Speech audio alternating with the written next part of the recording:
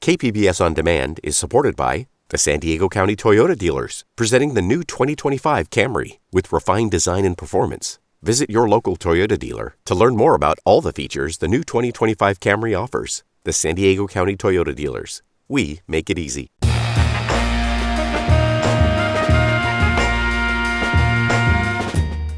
Welcome in San Diego. It's Jade Hindman. On today's show, unemployment is high and so is inflation. What does that mean for San Diego's economic outlook?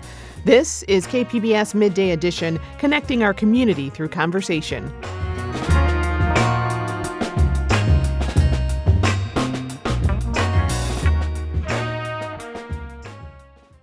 So this idea of a walkable city or a walkable neighborhood is something that's come up a lot in recent years. You've probably had a conversation or two about the places you can walk to from your neighborhood, which begs the question, is San Diego walkable? Well, I'm here live with a panel of experts who've done a lot of work around researching and improving walkability in our region.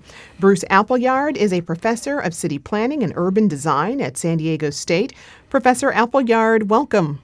Thank you so much. It's great to be here. Glad to have you here. Also with us is Carlisle Dockery, Director of Planning and Community Engagement at the nonprofit think tank Circulate San Diego. Carlisle, welcome to you too. Thanks, Jade. Good to be here. Glad to have you. Also, but not last but not least, I should say, I'm here with Israel Hernandez. He's the Associate Director for Advocacy and Engagement at AARP San Diego. Israel, it's nice to have you here as well.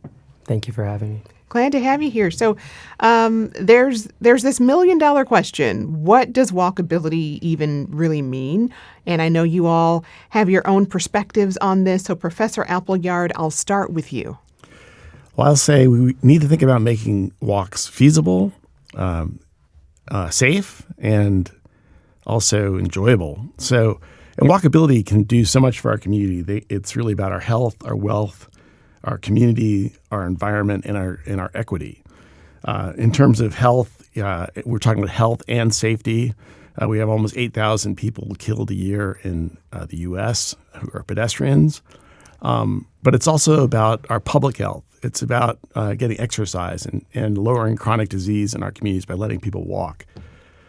In terms of wealth, studies have shown that walkable communities are much more attractive for employers and job centers, and actually lowering the cost of having to drive is tremendously helpful, because between 1970 and 2010, the household burden on our budgets grew from 10% to 20%. It's also about community and building social ties. It's also about our environment and lowering our our greenhouse gas emissions, improving air quality, and lowering congestion. And then it's about equity. It's for the old, the young. It's for people people of lower income who require to walk more than drive. So we need to think about them as well. Mm-hmm. It's a lifestyle. Carlisle? Yeah, I think a lot of the work we do at Circulate sort of centers around improving mobility choice. So I think we see walkability as a way to ensure that people are able to get around safely no matter how they choose to get around or how they need to get around. So echoing a lot of what Bruce said, too, making sure that we follow some of the tenets of Jeff Speck's core pillars of walkability, right? The walk should be useful, it should be safe, it should be comfortable, and it should be interesting. So all about making sure people can get to where they need to go safely, however they choose to do so. And what about for folks who are challenged in that area of being able to walk? Israel, you think a lot about walkability in terms of senior living. What does it mean to have a walkable place for the senior community? Yeah, that's a great question, and I know Bruce touched on that also. We're facing a demographic shift in the United States, but also, in San Diego as well. We're looking at a future where there's going to be significantly more people over 60 than under the age of 18. And so for that population, for older adults, for people with disabilities, at AARP, we're really concerned with an initiative we call Livable Communities, which is, what context do you exist in your community? And we're looking at factors like factors in the built environment, housing, parks and open spaces, ensuring they're accessible, accessible housing, transportation, of course, and then in the social environment, things like preventing isolation, ensuring people have access to services and supports that they need. So walkability in many ways is kind of a glue that enables people to access a lot of these things. And again, we're more concerned with the fact that the walk is safe, it's accessible, and we call it age-friendly. We refer to our work as age-friendly because it is, you'll find that when you make an intersection, for example, more walkable or more safe for an older adult, someone with a walker, you're also making it safer for anyone, for an 8-year-old parent with a stroller. And so we do a lot of education and some practical application on that front. Yeah. I mean, and again, when we talk about walkability, we're also talking about, people with disabilities or mobility impairments and how they're impacted. How does accessibility come into play there? For example, for people who are visually impaired. Right. This comes to life when you do a walk audit. And I know, Bruce and Carlisle here have done many. We've done a number at AARP. It really, I think walkability can become a buzzword if you're not thinking about the user experience. Anytime you leave your car, you're subject to walkability. So when we do these walk audits, it's very illuminating for me as well. And you have a group of seniors, which are the folks many times that we're taking out on these walk audits. We did one recently in Oceanside, and North River Road near Libby Lake Community in Oceanside. And when we went out to do that walk audit, North River Road can operate like a freeway sometimes at the speeds that the cars are coming by. We were visually assessing, but really I think it would be safe to say they were coming across 50, 60 miles per hour, well above the speed limit in that area. And so when you're crossing this particular intersection that we were interested in, based off community feedback that, listen, we just feel unsafe crossing this. There's a lot of impediments in the road and certain things that we're concerned with. You just see folks struggling to get across the street. And it's a safety concern as well as like an accessibility concern. So yeah, there's mobility impairments, vision impairments. It needs to work for everyone. Wow. Well, Carlisle, like Israel said, you do a lot of work in the community talking with people about their concerns and assessing the walkability of their neighborhood. What are some of the most common issues that crop up? Yeah, great question, Jade. I think just sort of speaking to some of the questions that Israel just answered about visual impairments, a lot of the audits we do are with older adults, but we do them a lot with school groups as well. Some of the things that we're seeing are easier to fix quickly. A lot of times there's faded crosswalks or crosswalks that are not aligned with the curb ramps. I think that's particularly an issue for folks with visual impairments because you'll start to notice a lot of the curb ramps are aligned diagonally into the center of the intersection. And so if you're not sure if you're approaching a crosswalk that will lead you to the other side of the street or if you're going to be parading yourself directly into the middle of the intersection, that's certainly a safety consideration that needs to be made. We also see we hear a lot of feedback from people about the length of time that they're given to cross the street. There's certainly a variety of times that are allocated for people. And so some intersections may have a longer amount of time, but a lot of them either will not have a countdown at all or really short amount of time. And then, as always, I think everyone hears that there's just always a lot going on at intersections. We'll hear a lot about concerns with speeding or concerns with visibility at intersections, particularly as it relates to people who are trying to cross from one direction while people are trying to turn right on red. A lot of times drivers are looking to the left, and when people are trying to cross the street from the right-hand side, there can often be incidents that occur in that manner. Yeah. Well, I mean, I tell you, the clock countdown, it's pressure. Sometimes it is pressure, right? Well, Professor Appleyard, it's important to talk about how we got here in the first place. I mean, you've once called San Diego a city of villages and a city of freeways. Talk more about that and what that means for walkability in our region. Certainly. It's important to recognize that we are a city of villages, but they're isolated in part because our freeways and the auto-dominated culture we deal with. We need to recognize that the most walkable places in our region are those that were built before zoning occurred in the 1920s and built up around walking and transit and the streetcars. Places like Hillcrest and North Park and Little Italy.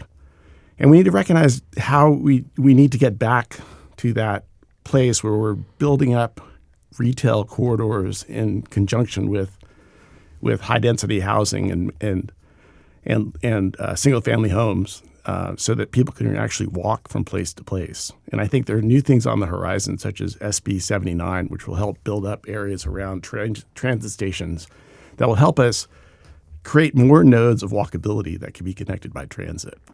Mm-hmm.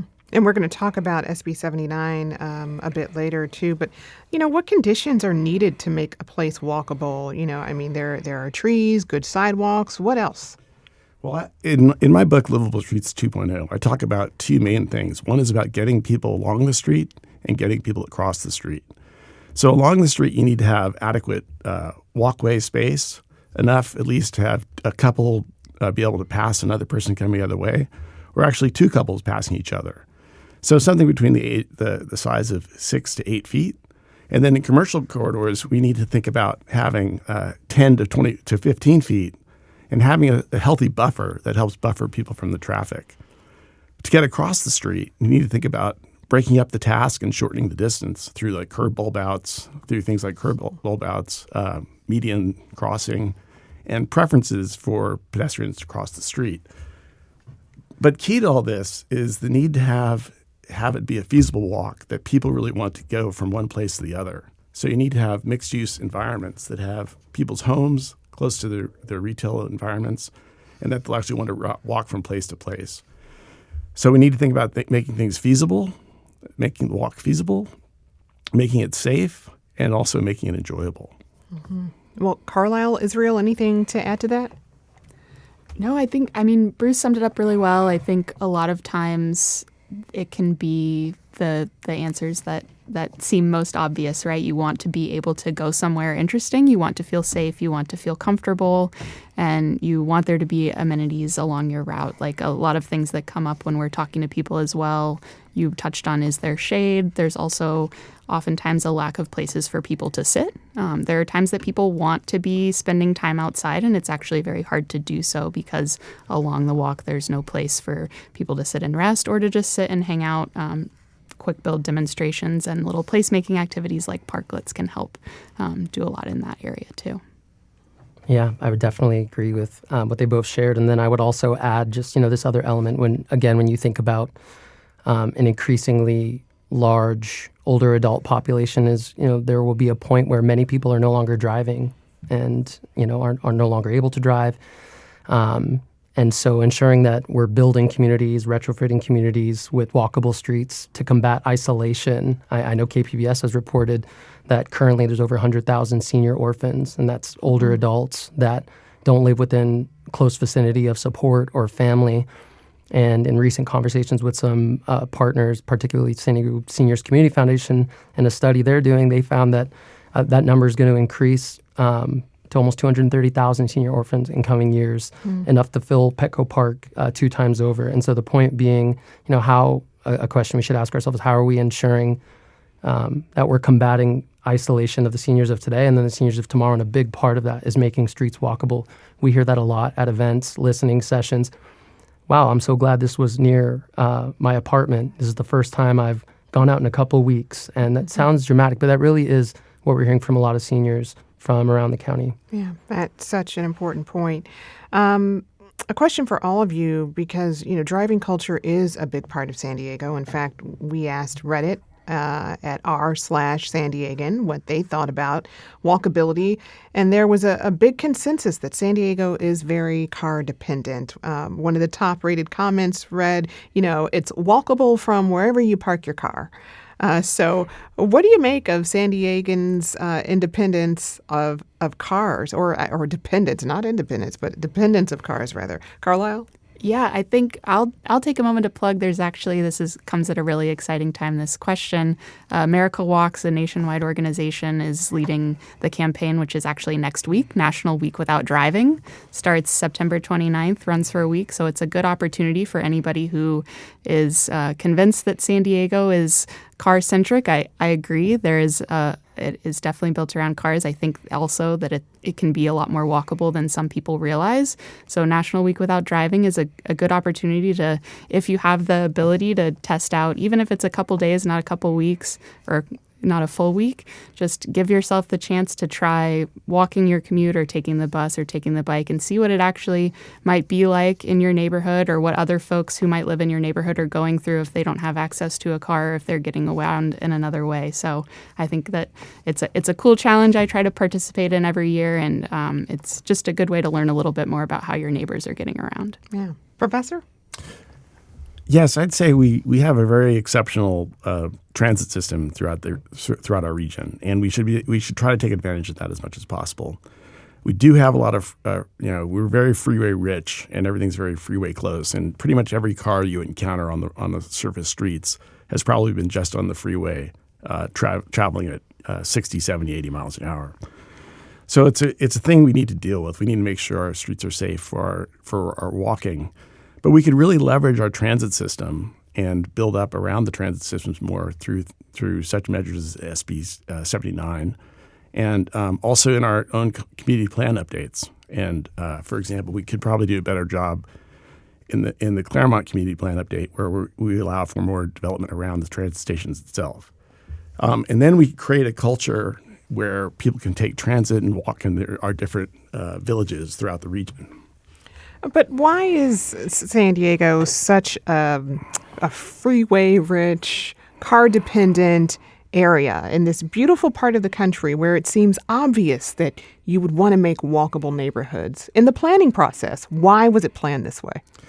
I think a lot of it had to do with our military presence during the World War II, and our proximity to the border, and then the federal government basically put through the Interstate Defense Highway Act of 1956 said to communities, if you spend 10 cents, we'll let you spend a whole dollar. We'll fund these freeways to the tune of 90% of the cost.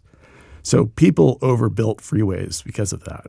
And so now this is the system we have, and we can manage it by making places more walkable, by managing parking, so that it puts the true cost of driving on people so that they won't drive as much. And those are things we can do. Carlisle, did you have something to add to that?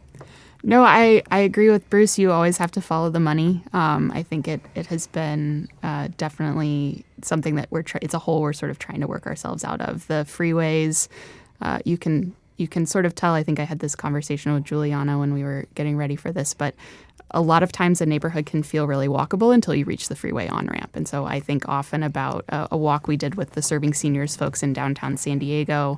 There's an off-ramp from the 5 freeway around 2nd and Cedar in that area, and there's actually no stoppage for the vehicles coming off of the freeway, but it's an area that's frequented by a lot of people who live in the apartments in that area. The senior center is very close by, and there's warning signs on the freeway off-ramp that says, hey, yield to pedestrians. They might be crossing the street at the bottom of your off-ramp. But that alone does not make for a safer, walkable environment. So concerning. Israel, your thoughts on that? We're very concerned with making sure that we get older adults transportation training, and more education around, what options do exist once you're no longer driving. I mean, for myself, my car battery recently died a couple of weeks ago, and as someone that lightly uses public transportation, but if you have to be multiple places in one day, I think it's a cultural thing to an extent, and perhaps in California, but definitely in San Diego, that we are a spread out county. And if you want to do multiple things in one day, sometimes, you feel that the most efficient thing to use is your car. When my car battery died, it was kind of like a wake up call. I had many places to be.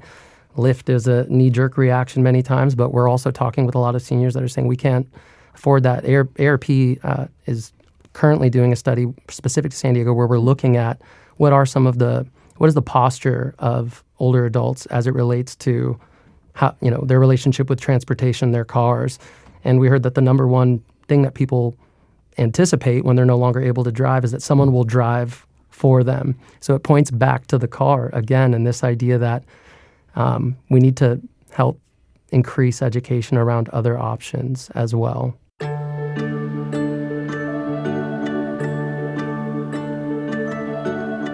Still to come, our conversation continues on the other side of this break. KPBS Midday Edition is back in a bit.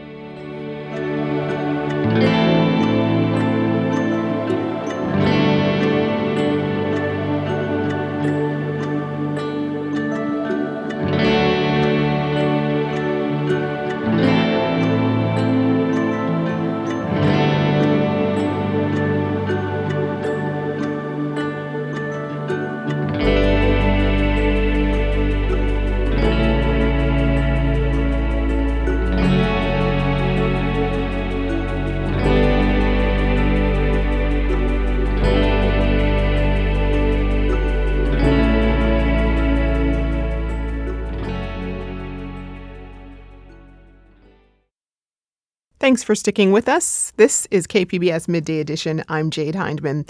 We're talking about walkability in San Diego and what's being done to address it at a local level.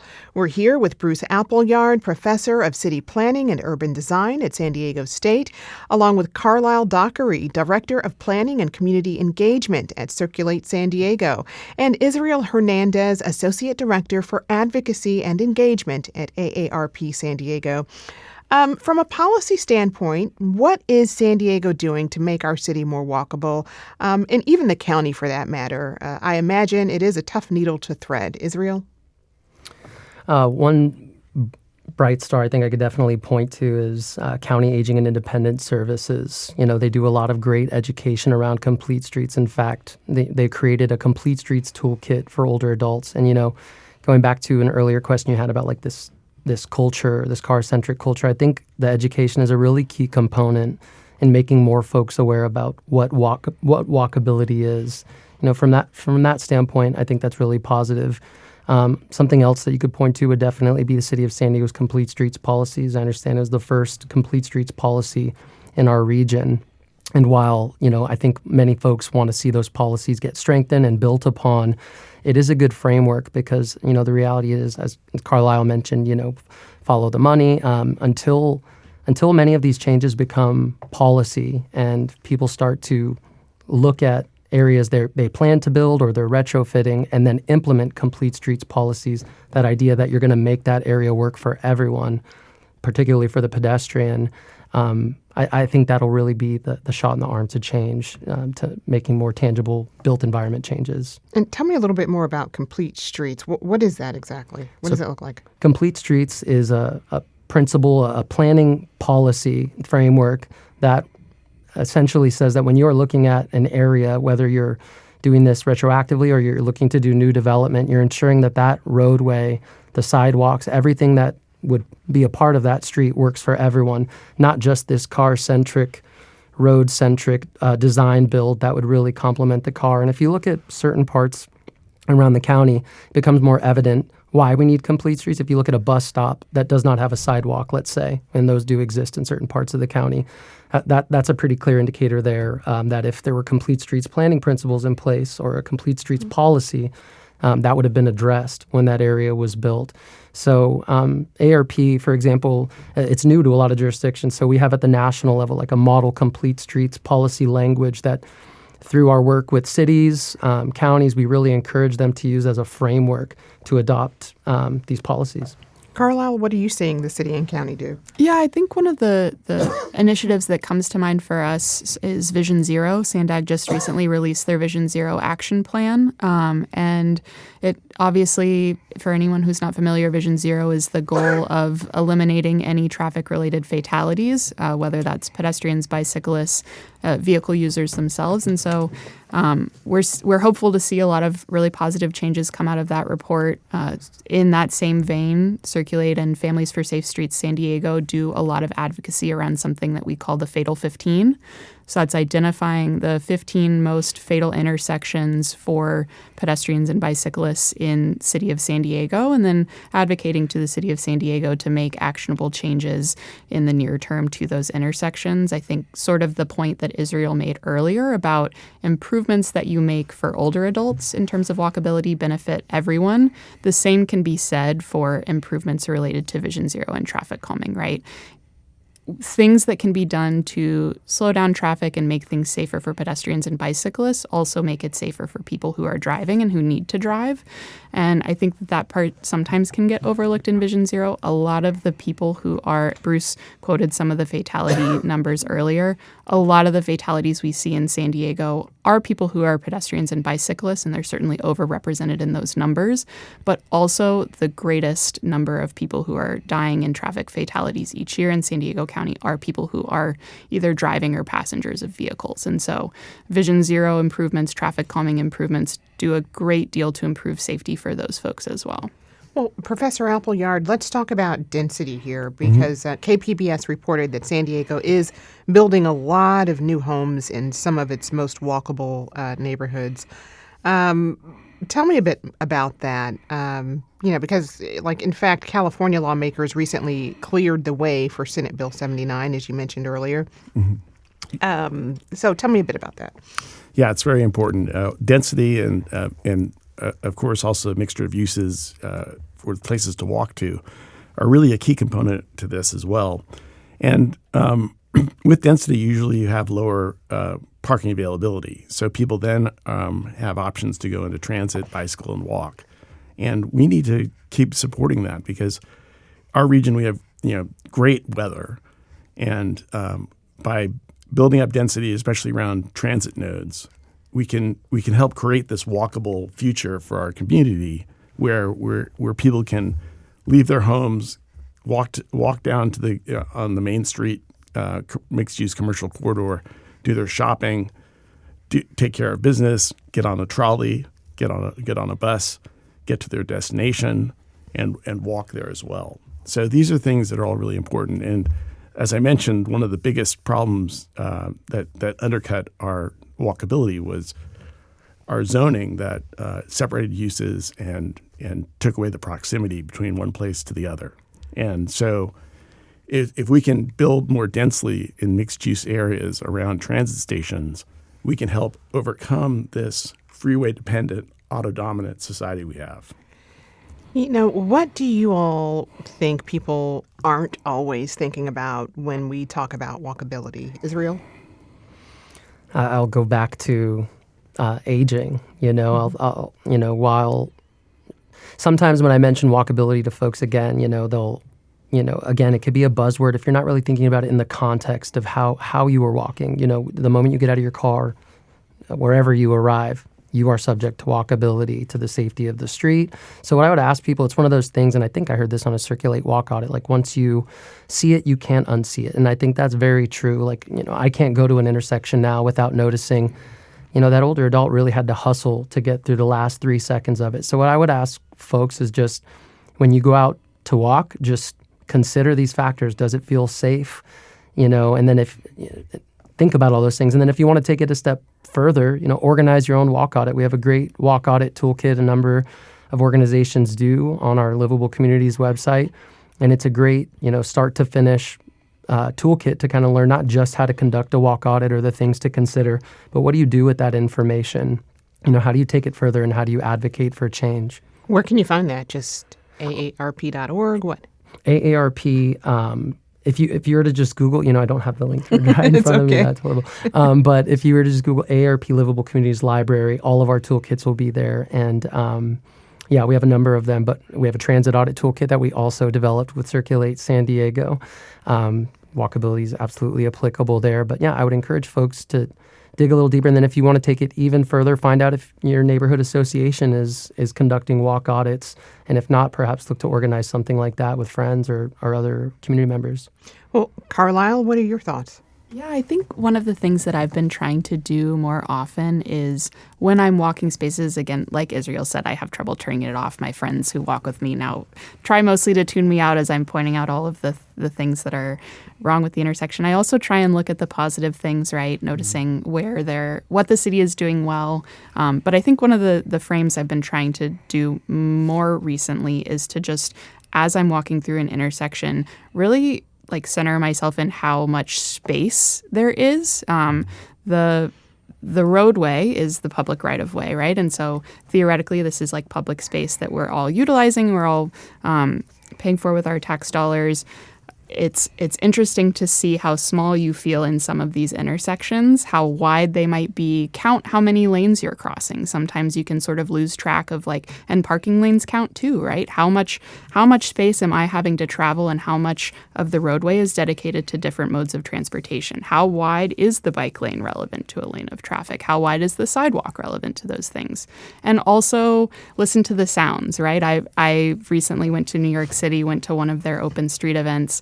I never realized how quiet Manhattan could be. I have so many videos on my phone of people walking and biking in the streets, and it's essentially silent. You can hear people's chains on their bicycles moving. You can hear birds chirping. And I think a lot of times we've gotten so used to a sort of constant rush of background noise, and cities aren't loud by default. It's just really interesting to try and frame yourself in that context no matter where you are. That's a good point you raised there. I mean, because really, who wants to walk alongside a bunch of traffic and car exhaust? You know, it just doesn't make an area conducive to that.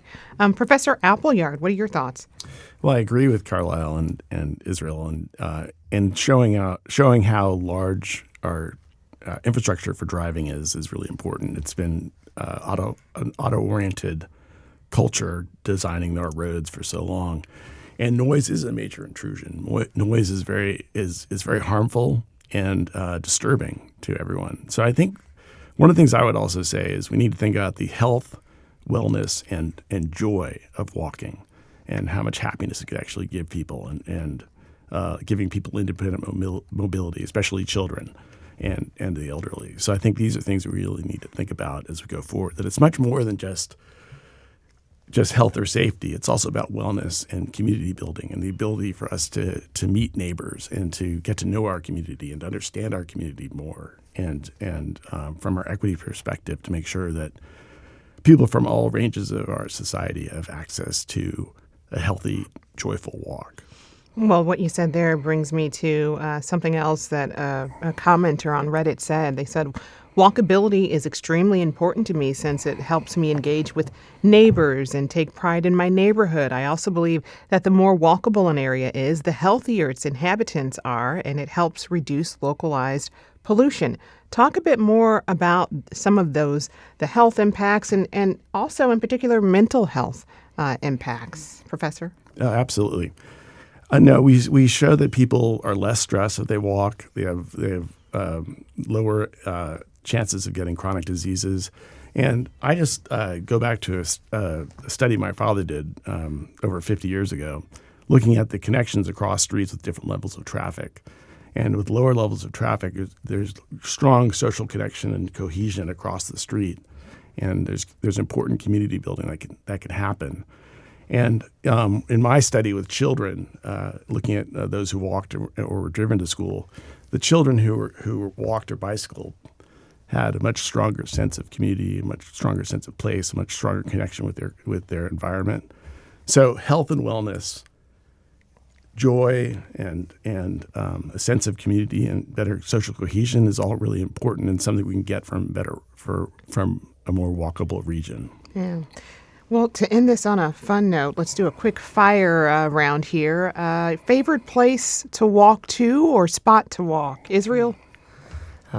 It's a classic, but Balboa Park, it's just from end to end, it's a beautiful walk and good for the mind. Very true. Carlisle? Yeah, for me, I live in the Sherman Heights area, so I like to bike down the Bayshore Bikeway. They just redid the park down by the Wildlife Refuge in Chula Vista.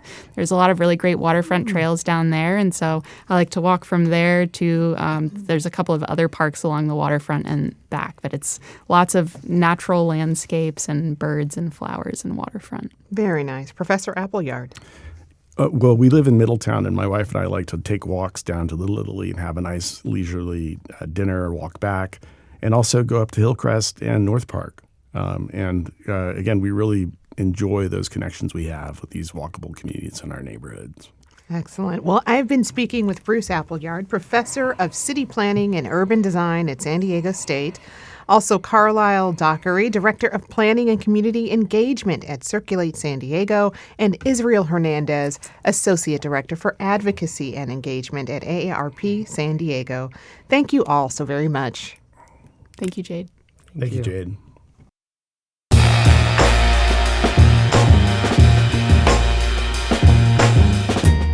That's our show for today. I'm your host, Jade Hindman. Thanks for tuning in to Midday Edition. Be sure to have a great day on purpose, everyone.